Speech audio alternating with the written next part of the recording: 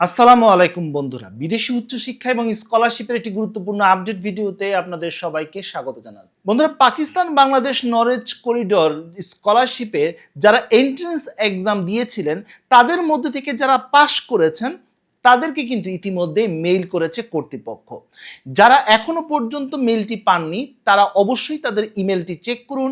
ইমেলের inbox, spam folder অথবা junk folder, যে ইমেল অ্যাড্রেসটি আপনি ব্যবহার করেছেন সেটার আপনি ইনবক্সটা চেক করুন যে কোনো ইমেল এসেছে কিনা।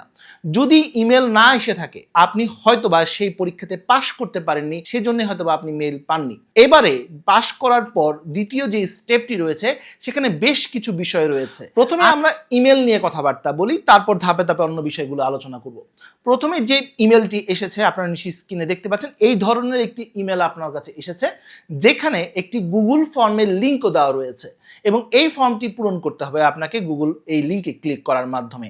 বেশ কিছু তথ্য আপনাকে দিতে হবে, যেমন আপনার ফুল নেম, আপনার ফাদার্স নেম এবং আপনার অ্যাড্রেস, আপনার পাসপোর্ট নাম্বার, এনআইডি নাম্বার এবং বার্থ রেজিস্ট্রেশন নাম্বার, এই তথ্যগুলোর প্রয়োজন হবে এবং পাশাপাশি আপনার এসএসসি এইচএসসির সার্টিফিকেটগুলো আপলোড করতে হবে। আমি কিছুক্ষণ পরে হাতে কলমে দেখিয়ে দিব কিভাবে এই ফর্মটি পূরণ করতে হয়। তবে কয়েকটি বিষয় আপনাদেরকে জানিয়ে রাখি, সেটি হচ্ছে যে আপনি এখানে যে ডকুমেন্টসগুলো আপলোড করবেন, যেমন সার্টিফিকেটের কথা বলা হয়েছে, যারা অনার্সে আবেদন করেছেন তাদের এসএসসি এবং HSC certificate, main certificate scan copy প্রয়োজন হবে। সেটাকে স্ক্যান করে 10 মেগাবাইটের মধ্যে একটি ফাইল সেখানে আপলোড করতে পারবেন সর্বোচ্চ, অর্থাৎ এসএসসির certificate 10 megabyte, HSC certificate 10 megabyte আপনি আপলোড করতে পারবেন। অনেকেই প্রশ্ন করতে পারেন, ভাই মার্কশিট দিব না? সার্টিফিকেটের সাথে মার্চ করে আপনার মার্কশিটটাও অ্যাটাচ করে দিতে পারেন।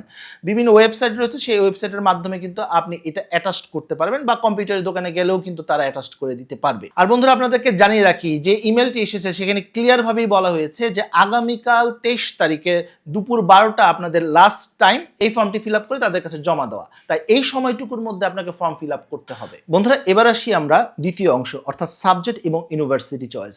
বন্ধুরা, যে ফর্মটি এসেছে এই ফর্মের মধ্যে সবচেয়ে গুরুত্বপূর্ণ অংশ হচ্ছে সাবজেক্ট এবং ইউনিভার্সিটি।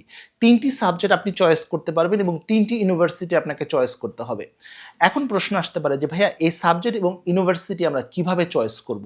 বিষয়টা নিয়ে বিস্তারিত আলোচনা করার আগে কয়েকটি বিষয় আপনাকে অবশ্যই জানতে হবে, সেই বিষয়গুলো নিয়ে এখন তথ্য দিচ্ছি। মূলত আপনি যে মেরিট পজিশনে রয়েছেন সেই মেরিট পজিশন অনুযায়ী যে সাবজেক্ট এবং ইউনিভার্সিটি চয়েস দিয়েছেন সেখানে যদি আসন এবং ইউনিভার্সিটির র্যাঙ্ক অনুযায়ী বা মেরিট পজিশন অনুযায়ী আপনার সুযোগ হয় তাহলেই কিন্তু আপনি ফাইনালি সিলেক্ট হবেন। এখন প্রশ্ন আসতে পারে, ভাই আমি বুঝবো কিভাবে আমি কোন মেরিট পজিশনে রয়েছি? এটা কিন্তু ইমেলে কর্তৃপক্ষ উল্লেখ করেনি, তাই সবার জন্যই একই নিয়ম, অর্থাৎ যারা ইমেল পেয়েছেন সবাই first choice, second choice, third choice 3টি সাবজেক্ট চয়েস দিতে হবে এবং সাথে সাথে ইউনিভার্সিটি চয়েস দিতে হবে। সাবজেক্ট এবং ইউনিভার্সিটি চয়েসের ক্ষেত্রে ধরি আপনি বিজ্ঞান শাখার শিক্ষার্থী, এখন আপনি এমবিবিএস বা এই রিলেটেড সাবজেক্টগুলোতে পড়াশোনা করতে চাচ্ছেন। সেক্ষেত্রে ধরুন প্রথম চয়েস হচ্ছে আপনি এমবিবিএস অর্থাৎ মেডিসিন দিতে চাচ্ছেন, তো মেডিসিন দিলেন। তো মেডিসিন রিলেটেড যে ইউনিভার্সিটি রয়েছে সেটা আপনাকে পরবর্তী সেকেন্ড অপশনে যে ইউনিভার্সিটি চয়েস দিবেন সেটার ফার্স্ট ইউনিভার্সিটি আপনি সেটাকেই দিবেন, অর্থাৎ ফার্স্ট চয়েসে যে সাবজেক্ট দিবেন সেই রিলেটেড ফার্স্ট ইউনিভার্সিটিটা সেইভাবেই আপনি দিবেন। আশা করি বুঝতে পেরেছি। ধরুন দ্বিতীয় চয়েস আপনি ফার্মেসি অথবা হচ্ছে ডেন্টাল অথবা ফিজিক্স সাবজেক্টটি দিয়েছেন, তাহলে দ্বিতীয় যে ইউনিভার্সিটি থাকবে সেটা ওই সাবজেক্ট রিলেটেডই হইতে হবে এবং 3টি সাবজেক্ট আপনি চয়েস করতে পারবেন 3টে ইউনিভার্সিটি। আর এক্ষেত্রে একটা বিষয় খুবই গুরুত্বপূর্ণ, সেটি হচ্ছে আপনি সাবজেক্ট রিপিট করতে পারবেন না। যেমন choice 1 MBBS, choice 2 MBBS, choice 3 MBBS, এভাবে কিন্তু আপনি দিতে পারবেন না। 3টি ভিন্ন ভিন্ন সাবজেক্ট হতে হবে এবং 3টি ভিন্ন ইউনিভার্সিটিও হতে হবে। এখন প্রশ্ন আসতে পারে, ভাইয়া আমরা যখন আবেদন করেছিলাম তখন তো আমরা সাবজেক্ট চয়েস দিয়েছিলাম, এখন কি সেই সাবজেক্ট কি আমি চয়েস দিতে পারবো? হ্যাঁ, আপনি চাইলে সেটাও দিতে পারেন, তবে এখন চাইলে নতুন করেও আপনি চয়েস করতে পারবেন, অর্থাৎ 3টি সাবজেক্ট আপনি চয়েস করতে পারবেন, 3টি ভিন্ন সাবজেক্ট অবশ্যই, এবং 3টি ভিন্ন ইউনিভার্সিটি আপনি চয়েস করতে পারবেন। অনেকেই এখানে প্রশ্ন করতে পারেন যে ভাইয়া তাহলে কি যখন আমি ইউনিভার্সিটি চয়েস করব বা সাবজেক্ট চয়েস করব কিসের উপর নির্ভর করব? আমি কি সাবজেক্টের উপর বেস করব নাকি সিটির উপর বেস করব? বন্ধুরা, সিটিটা গুরুত্বপূর্ণ না, পাকিস্তানে বিভিন্ন সিটি রয়েছে, যেমন ইসলামাবাদ রয়েছে, পেশোয়ার রয়েছে বা করাচির মতো জায়গা রয়েছে। তো এক এক সিটির এক এক বৈশিষ্ট্য রয়েছে। তো সিটির উপর নির্ভর করে যদি আপনি সাবজেক্ট চয়েস বা ইউনিভার্সিটি চয়েস করেন তাহলে কিন্তু হবে না। আপনার সাবজেক্টটি যে সিটিতে ভালো সেটা সেভাবেই আপনি চয়েস করুন। এখানে সিটিকে গুরুত্ব না দিয়ে আপনি সাবজেক্টকে গুরুত্ব দিন, কারণ দিন শেষে কিন্তু আপনার সাবজেক্টটাই ইম্পর্টেন্ট। এখন প্রশ্ন আসতে পারে যে ভাই আমরা যখন ইউনিভার্সিটি চয়েস করব তাহলে কোন কোন ইউনিভার্সিটি আমরা চয়েস করতে পারি। বন্ধুরা, ইউনিভার্সিটি কিন্তু দুইটা ধরন রয়েছে, একটি হচ্ছে পাবলিক ইউনিভার্সিটি বাংলাদেশের মতোই, আর একটি হচ্ছে প্রাইভেট ইউনিভার্সিটি। স্বাভাবিকভাবে পাবলিক ইউনিভার্সিটিতে কম খরচ এবং প্রাইভেট ইউনিভার্সিটিতে বেশি খরচ। এখন অনেকেই মনে একটি প্রশ্ন আসতে পারে, ভাইয়া আমরা তো স্কলারশিপের জন্য আবেদন করেছি, এখানে খরচের ব্যাপারটা কেন আসবে? এখানে খুব একটা ইন্টারেস্টিং বিষয় রয়েছে, সেটি হচ্ছে যে স্কলারশিপ কমিটির সাথে ইউনিভার্সিটির একটি এগ্রিমেন্ট রয়েছে এবং সেই এগ্রিমেন্ট অনুযায়ী কিন্তু আপনাকে তারা স্কলারশিপ প্রোভাইড করছে। এখন পড়াশোনা করতে গিয়ে ধরুন কোনো একটি সেমিস্টারে, ফার্স্ট সেমিস্টার হোক, সেকেন্ড সেমিস্টার হোক, অথবা যে কোনো একটি সেমিস্টারে আপনি ফেল করেছেন, অর্থাৎ কৃতকার্য হতে পারেননি, আপনাকে আবারও সেই সেমিস্টারটা করতে হচ্ছে। সেক্ষেত্রে আপনি কিন্তু ওই সেমিস্টারের, অর্থাৎ যে সেমিস্টারটি আপনি ফেল করেছেন সেই সেমিস্টারের টাকাটা কিন্তু আপনি স্কলারশিপের সাথে অন্তর্ভুক্ত না। তার মানে যে সেমিস্টার আপনি ফেল করছেন সেটা নিজের টাকা খরচ করেই আপনাকে সেখানে সেটা কমপ্লিট করতে হবে। এক্ষেত্রে আপনি যদি প্রাইভেট ইউনিভার্সিটি চয়েস করেন তাহলে প্রাইভেট ইউনিভার্সিটির খরচটা বেশি আর পাবলিক ইউনিভার্সিটির খরচটা কম। তাই এখানে কিন্তু একটি বড় ফ্যাক্টর জড়িত রয়েছে। এখন প্রশ্ন আসতে পারে যে ভাইয়া তাহলে আমরা কোন ইউনিভার্সিটি চয়েস করতে পারি? আমি কয়েকটি ইউনিভার্সিটির নাম বলছি, কিন্তু ইউনিভার্সিটি যে নামগুলো বলছি সেগুলো অবশ্যই আপনারা চয়েস দেওয়ার আগে গুগলে সার্চ করে নেবেন যে কোন ইউনিভার্সিটির ফ্যাকাল্টিটা কোনটা ভালো, সেই অনুযায়ী আপনি চয়েস করতে পারেন। যেমন আপনার যদি মেডিসিন বা মেডিকেল রিলেটেড সাবজেক্টগুলোর জন্য আপনার টার্গেট হয়ে থাকে, DUHS, LUMS, KMU এই ইউনিভার্সিটিগুলো খুবই ভালো এবং এই র্যাঙ্কগুলোও ভালো, এগুলো আপনি চয়েস করতে পারেন। যদি আপনার ইঞ্জিনিয়ারিং রিলেটেড সাবজেক্টগুলোর চিন্তা ভাবনা হয়ে থাকে তাহলে NUST, FAST, COMSET, NED, PIEAS এই ইউনিভার্সিটি কিন্তু খুবই গুরুত্বপূর্ণ এবং এগুলো আপনি ইঞ্জিনিয়ারিং রিলেটেড সাবজেক্ট যারা চিন্তা করছেন তাহলে এই ইউনিভার্সিটি আপনি চয়েস লিস্টে রাখতে পারেন। এগুলো অনেকগুলো ইউনিভার্সিটির কথা বললাম, আপনি একটু সার্চ করে দেখবেন গুগলে এবং তাদের ফ্যাকাল্টিগুলো দেখবেন, তারপর সেই অনুযায়ী এখান থেকে 3টে ইউনিভার্সিটি 3টা সাবজেক্ট আপনি চয়েস করতে পারেন। এখন অনেকেই প্রশ্ন করতে পারেন যে ভাই আমি তো এই ইঞ্জিনিয়ারিং সাবজেক্টও যাব না বা মেডিকেলও যাব না, আমি এগ্রিকালচার রিলেটেড সাবজেক্টগুলোতে যেতে চাচ্ছি, সেক্ষেত্রে কোন কোন ইউনিভার্সিটিগুলো রয়েছে? UAF অর্থাৎ ফয়সালাবাদ একটি ইউনিভার্সিটি রয়েছে, কমসেট রয়েছে, লাহোরের একটি ইউনিভার্সিটি রয়েছে এবং পেশোয়ার ইউনিভার্সিটি রয়েছে। এই সাবজেক্টগুলোর জন্য এই ইউনিভার্সিটিগুলো আপনারা চিন্তা করতে পারেন। অনেকেই বলতে পারেন যে ভাইয়া আমরা এখানে যে সাবজেক্টগুলো চয়েস করবো সেখানে আমি পিওর সাবজেক্টও রাখবো, তাহলে পিওর সাবজেক্টের জন্য কোন ইউনিভার্সিটিগুলো ভালো হবে? কমসেট ইউনিভার্সিটি হতে পারে, পেশোয়ার ইউনিভার্সিটি হতে পারে, লাহোর ইউনিভার্সিটি হতে পারে। এই ইউনিভার্সিটিগুলো পিওর সাবজেক্টগুলোর জন্য ভালো। যারা মানবিক শাখা শিক্ষার্থী অর্থাৎ মানবিক বা সোশ্যাল সায়েন্স রিলেটেড সাবজেক্টগুলো যারা চিন্তা ভাবনা করছেন তাদের জন্য NUML, Peshawar university, Lahore university খুব গুরুত্বপূর্ণ। এছাড়া বাণিজ্য শাখার যারা শিক্ষার্থী রয়েছে তাদের ক্ষেত্রে IMS পেশোয়ার, LAMS এবং IBA করাচি ইউনিভার্সিটি এবং সাবজেক্ট চয়েসের ক্ষেত্রে। এখন প্রশ্ন আসতে পারে যে ভাইয়া আমি তো কমার্সের শিক্ষার্থী, আমি কি সোশ্যাল সায়েন্সের সাবজেক্টগুলো চয়েস করতে পারবো? অবশ্যই পারবে। আবার পাশাপাশি এটাও এসে পড়ে যে ভাইয়া আমি আর্টসের স্টুডেন্ট, আমি কি কমার্সের বা বিজনেস স্টাডিজের সাবজেক্টগুলো চয়েস করতে পারবো? হ্যাঁ, আপনিও পারবেন। তবে বিজনেস স্টাডিজের স্টুডেন্ট এবং সোশ্যাল সায়েন্সের স্টুডেন্ট বা আর্টসের স্টুডেন্ট কিন্তু সায়েন্সের যে সাবজেক্টগুলো রয়েছে সেখানে কিন্তু আপনারা আবেদন করতে পারবেন না। তবে সায়েন্সের স্টুডেন্ট চাইলে আর্টস এবং কমার্সের সাবজেক্টে চয়েস করতে পারবেন। এখন অনেকেই হয়তো বা বলতে পারেন, বিশেষ করে বিজ্ঞান শাখার শিক্ষার্থীরা বলতে পারেন যে ভাইয়া আমি যদি MBBS বা মেডিসিন রিলেটেড সাবজেক্টগুলোতে না চিন্তা ভাবনা করি, সেক্ষেত্রে অন্য কোন সাবজেক্টগুলো আমার জন্য ভালো হতে পারে বা যেগুলো কেরিয়ার ডিমান্ড খুব ভালো?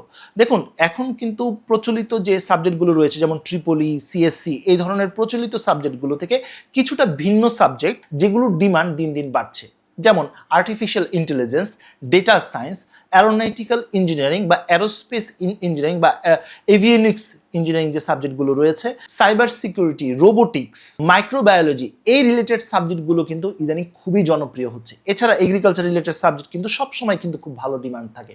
মোট কথা, আপনি যে সাবজেক্টটা আপনার চিন্তাভাবনা রয়েছে, টার্গেট রয়েছে বা সেই সাবজেক্ট আপনার খুব পছন্দের সাবজেক্ট, সেই রিলেটেড সাবজেক্ট চয়েস করতে পারেন। এখন আমি জানি কমার্সের স্টুডেন্ট বা আর্টসের স্টুডেন্ট বলতে পারেন যে ভাইয়া আমাদের জন্য কোন সাবজেক্টগুলো খুবই ডিমান্ডেবল সাবজেক্ট হতে পারে। বিবিএ সাবজেক্ট বা আইবিএ বিবিএ যেটা আমরা বলি সেই সাবজেক্টটা খুবই চমৎকার সাবজেক্ট। এছাড়া ম্যানেজমেন্ট এই রিলেটেড সাবজেক্টগুলো রয়েছে, সোশ্যাল সায়েন্সে রয়েছে communication science, media and communication, English অর্থাৎ পিওর ইংলিশ বা ইংলিশ লিটারেচার যে সাবজেক্টটি রয়েছে, ল রিলেটেড সাবজেক্ট কিন্তু খুবই জনপ্রিয় এবং এগুলোর কেরিয়ার ডিমান্ডও ভালো। এই সাবজেক্টগুলোর কথাও আপনি চাইলে চিন্তা করতে পারেন। এখন প্রশ্ন আসতে পারে যে ভাইয়া আমি সাবজেক্ট চয়েস দিয়ে দিলাম, ইউনিভার্সিটি চয়েস দিয়ে দিলাম, এক্ষেত্রে আমি কি সেই ইউনিভার্সিটি সেই সাবজেক্টে চান্স পাবো? এমন কোনো কথা নেই। আপনি যে সাবজেক্টটি চয়েস করেছেন, যা ইউনিভার্সিটি চয়েস করেছেন, সেখানেই যে আপনার চান্স হবে 100% এমন কোনো নিশ্চয়তা নেই।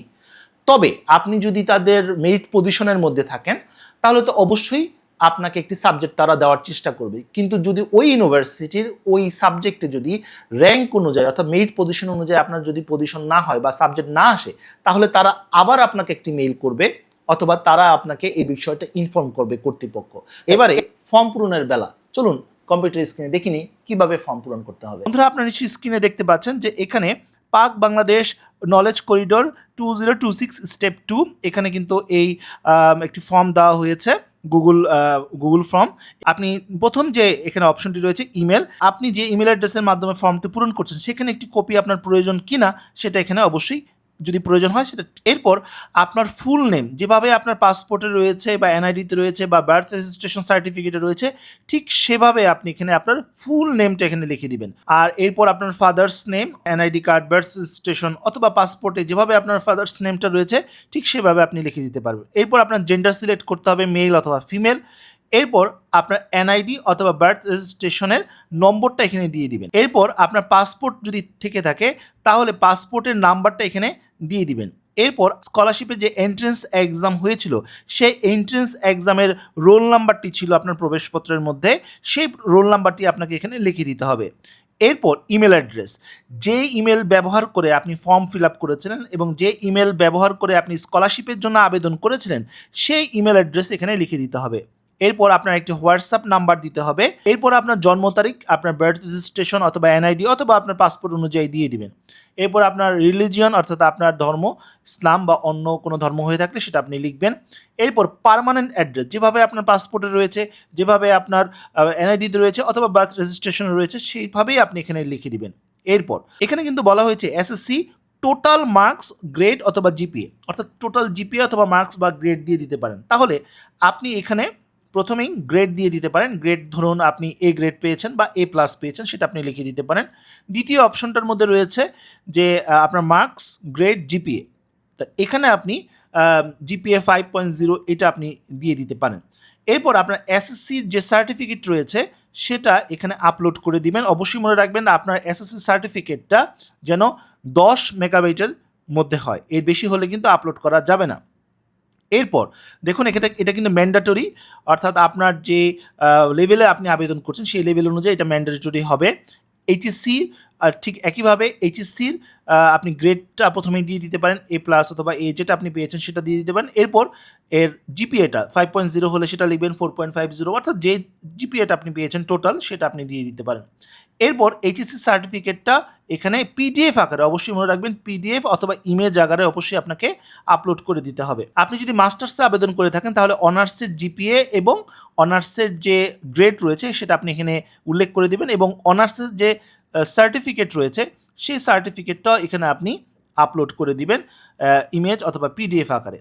আপনি যদি ইতিমধ্যে মাস্টার্স কমপ্লিট করেছেন সেক্ষেত্রে আপনি আর পিএইচডিতে আবেদন করছেন অথবা আবারও মাস্টার্সে আবেদন করছেন, সেক্ষেত্রে এখানে আপনার মাস্টার্সের গ্রেড পয়েন্ট এবং সেটার জিপিএ লিখে দেবেন এবং মাস্টার্সের সার্টিফিকেটটাও এখানে আপলোড করে দিতে হবে।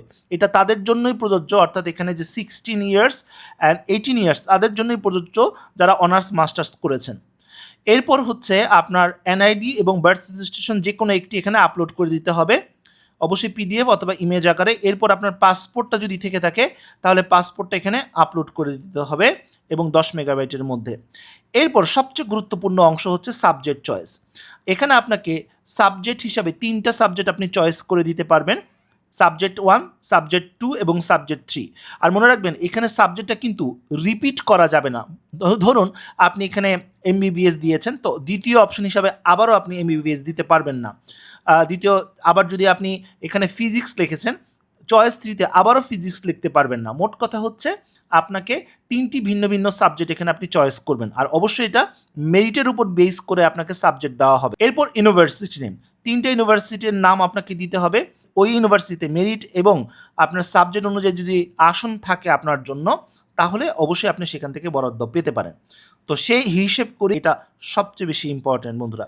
তাই সব কিছু কমপ্লিট করার পর এখানে সাবমিট অপশনটিকে আপনাকে ক্লিক করতে হবে। ভিডিওর শেষ প্রান্তে সবচেয়ে গুরুত্বপূর্ণ কথা আসতে পারে যে ভাই আমরা সিলেকশন কিভাবে হবে, অর্থাৎ সিলেকশনের প্রসেসটা কেমন হবে। বন্ধুরা এখানে দুটি বিষয় বা দুটি দিক রয়েছে। একটি হচ্ছে আপনার এন্ট্রেন্স এক্সামে আপনি কত মার্কস পাচ্ছেন সেটা, দ্বিতীয়ত হচ্ছে আপনার একাডেমিক ব্যাকগ্রাউন্ডের রেজাল্টটা কেমন। আপনি যে বিসিকিউ পরীক্ষা দিয়েছেন বা এমসিকিউ পরীক্ষা দিয়েছেন, সেখান থেকে যে মার্কটি আপনি পেয়েছেন সেটার তারা 50% তারা ধরবে, অর্থাৎ কর্তৃপক্ষ 50% ধরবে।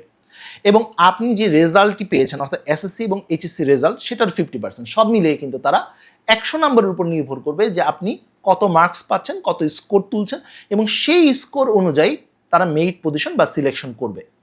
এই ফর্মটি পূরণ করছেন এবং এই অনুযায়ী তারা চিন্তাভাবনা করে ফাইনাল সিলেকশন রেজাল্ট দিবে। প্রশ্ন আসতে পারে ভাইয়া রেজাল্টটা কবে আসতে পারে? 2 থেকে 3 সপ্তাহ তো সময় লাগতেই পারে। যদি এর আগে কোনো আপডেট আসে ইনশাল্লাহ আপনারা মেল পেয়ে যাবেন, আর আমি যদি কোনো আপডেট পাই ইনশাল্লাহ আমি আপনাদেরকে জানিয়ে দিই। অনেকেই প্রশ্ন করতে পারেন যে ভাইয়া এক্ষেত্রে কি আমাদের ইন্টারভিউ হওয়ার সম্ভাবনা রয়েছে? হ্যাঁ, সম্ভাবনা রয়েছে। যদি একই মেরিট পজিশনে অনেক শিক্ষার্থী থেকে থাকে, একই সাবজেক্ট চয়েস করেছে বা কোনোভাবে তারা আসন অনুযায়ী শিক্ষার্থীদের সংখ্যাটা বেশি হয়ে গেছে এবং মেরিট পজিশনও অলমোস্ট সেম, স্কোরও সেম পাচ্ছে, তো এক্ষেত্রে করণীয় কি? এক্ষেত্রে তো তাদের ইন্টারভিউ ছাড়া কোনো অপশন নেই। তখন হয়তো বা তারা আপনাকে ইন্টারভিউর জন্য কল করতে হবে। গত বছরের তুলনায় এই বছরের প্রেক্ষাপটটা ভিন্ন। এবার কিন্তু অনেক শিক্ষার্থী আবেদন করেছে এবং অনেক শিক্ষার্থী কিন্তু এবার সিলেক্টেডও হয়েছেন এবং তারা মেইলও পেয়েছে। তাই সম্ভাবনা রয়েছে ইন্টারভিউ হওয়ার, তাই আগে থেকেই প্রিপারেশন নিতে হবে। প্রশ্ন আসতে পারে ভাইয়া কীভাবে প্রিপারেশন নেব? ইন্টারভিউ নিয়ে আলাদা ভিডিওতে আমি বিস্তারিত আলোচনা করব। তবে আপনি যে সাবজেক্টটা চয়েস করছেন সেই সাবজেক্টটা কেন চয়েস করছেন, আপনার ভবিষ্যৎ পরিকল্পনা কি, এই সাবজেক্টটা পড়ে দেশে এবং দেশের বাইরে অর্থাৎ আপনার নিজের দেশকে আপনি কিভাবে কন্ট্রিবিউট করবেন এবং বিদেশে পড়া অবস্থায় আপনি কিভাবে নিজেকে ডেভেলপ করবেন, এই বিষয়গুলো নিয়ে জানতে চাবে। মোট কথা এই সাবজেক্ট পড়ার আপনার মোটিভেশনটা কি তারা জানতে চাইতে পারে। খুব বেশি লম্বা ইন্টারভিউ হবে না, তবে যদি ইন্টারভিউ হয় তাহলে এই রিলেটেড কোশ্চেনও তারা করতে পারে। যাই হোক বন্ধুরা, ইন্টারভিউ নিয়ে আরও ডিটেলস ভিডিও থাকবে, সেখানে আরও বিস্তারিত ইনশাআল্লাহ আলোচনা করব। তো বন্ধুরা আজ এই পর্যন্ত, সবাই ভালো থাকুন, সুস্থ থাকুন, দেখা হবে আগামী কোনো ভিডিওতে। সে পর্যন্ত আল্লাহ হাফেজ।